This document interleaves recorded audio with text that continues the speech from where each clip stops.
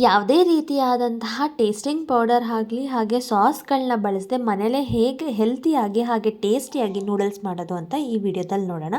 ಹಾಗೆ ಬಾಣಲಿನ ನೋಡಿಬಿಟ್ಟು ಯಾರೂ ಜಡ್ಜ್ ಮಾಡಬೇಡಿ. ನಮ್ಮ ಮನೇಲಿ ಇಷ್ಟೊಂದು ನೂಡಲ್ಸ್ ಮಿಕ್ಸ್ ಮಾಡೋ ಅಷ್ಟು ಅಗಲ ಬಾಣಲಿ ಇಲ್ದಿರೋ ಕಾರಣ ಯಾವುದೋ ಹಳೇದು ಮೇಲ್ಗಡೆ ಇಟ್ಟಿರೋ ಬಾಣಲಿನ ತೆಗೆದು ಯೂಸ್ ಮಾಡ್ತಾ ಇದ್ದೀವಿ. So excuse for that.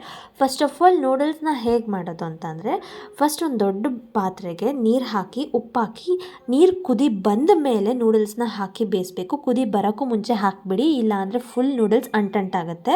ಹಾಗೆ ನಾವಿಲ್ಲಿ ಕ್ಯಾರೆಟ್ ಮತ್ತು ಕ್ಯಾಪ್ಸಿಕಮ್ನ ಹೀಗೆ ಉದ್ದುದ್ದ ಕೊಯ್ದು ಸೈಡಲ್ಲಿ ಇಟ್ಕೋಬೇಕು. ನಿಮಗೆ ಬೇಕು ಅಂದರೆ ಬೇರೆ ವೆಜಿಟೇಬಲ್ಸ್ನ ಹಾಕ್ಕೊಳ್ಳಿ, ಬಟ್ ನಮ್ಮ ಮನೇಲಿ ಇದ್ದಿದ್ದು ಇಷ್ಟೇ ಆಗಿದ್ದರಿಂದ ನಾವು ಇಷ್ಟೇ ಯೂಸ್ ಮಾಡಿದ್ದೀವಿ. ನೂಡಲ್ಸ್ ನೀಟಾಗಿ ಕುದ್ದಾದಮೇಲೆ ಅದನ್ನು ತೆಗೆದು ಒಂದ್ಸರಿ ನೀಟಾಗಿ ವಾಶ್ ಮಾಡ್ಕೊಳ್ಳಿ ವಾಟರಲ್ಲಿ, ಕೋಲ್ಡ್ ವಾಟರಲ್ಲಿ. ಹೀಗೆ ಉಡಿಯಾಗಿ ನೀಟಾಗಿ ಬೆಂದಿರಬೇಕು.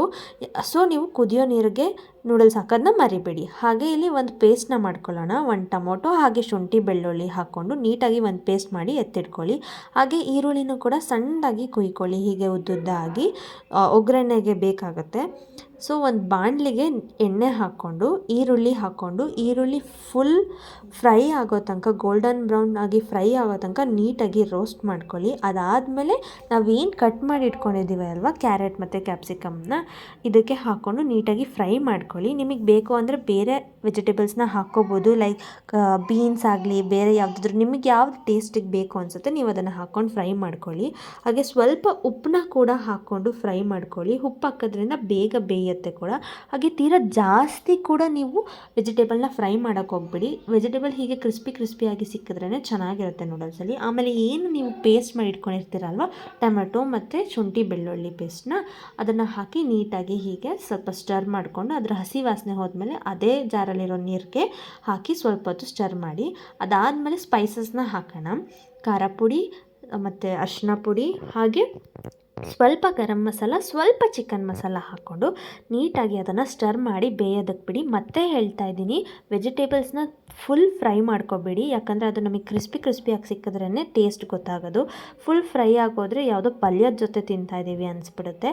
ಆಮೇಲೆ ಸ್ವಲ್ಪ ಎಣ್ಣೆ ಬಿಡ್ತಾ ಇದೆ ಅಂತ ಅಂದ ತಕ್ಷಣ ಒಂದ್ಸರಿ ನೀಟಾಗಿ ಸ್ಟರ್ ಮಾಡಿಕೊಂಡು ಎಣ್ಣೆ ಬಿಟ್ಟ ಮೇಲೆ ಗ್ಯಾಸ್ ಆಫ್ ಮಾಡಿಬಿಟ್ಟು ನಾವೇನು ಸೈಡಲ್ಲಿ ಬೇಯಿಸಿ ಇಟ್ಕೊಂಡಿರ್ತೀವಿ ಅಲ್ವಾ ನೂಡಲ್ಸ್ನ ತೆಗೆದು ಹಾಕ್ಕೋಬೇಕು. ನಾವಿಲ್ಲಿ ವೀಟ್ ನೂಡಲ್ಸ್ನ ಯೂಸ್ ಮಾಡ್ತಾಯಿದ್ದೀವಿ. ಆದಷ್ಟು ಮೈದಾ ಬದಲು ವೀಟ್ ನೂಡಲ್ಸ್ನ ಟ್ರೈ ಮಾಡಿ.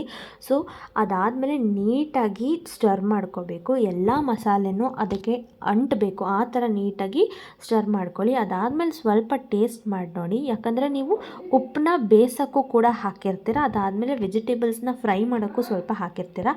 ಬೇಕಾ ಬೇಡವಾ ಅಂತ ನೋಡಿ ಒಂದ್ಸಲಿ, ಆಮೇಲೆ ಬೇಕು ಅಂದರೆ ಉಪ್ಪನ್ನ ಹಾಕ್ಕೊಂಡು ನೀಟಾಗಿ ಸ್ಟರ್ ಮಾಡಿ. ನೀಟಾಗಿ ಸ್ಟರ್ ಮಾಡಿಲ್ಲ ಅಂತ ಅಂದರೆ ಒಂದು ನೂಡಲ್ಸ್ ಸಪ್ಪೆ ಸಿಗುತ್ತೆ, ಅಲ್ಲಿ ಟೇಸ್ಟ್ ಹೋಗಿಬಿಡುತ್ತೆ. ನಾವಿಲ್ಲಿ ನೀಟಾಗಿ ವೆಜಿಟೇಬಲ್ನ ಕ್ರಿಸ್ಪಿಯಾಗಿ ಫ್ರೈ ಮಾಡಿರೋದ್ರಿಂದ, ಅಂದರೆ ಓವರ್ ಕುಕ್ ಮಾಡ್ಕೋಬೇಡಿ ವೆಜಿಟೇಬಲ್ಸ್ನ, ಇಲ್ಲಾಂದರೆ ಚೆನ್ನಾಗಿ ಅನಿಸಲ್ಲ.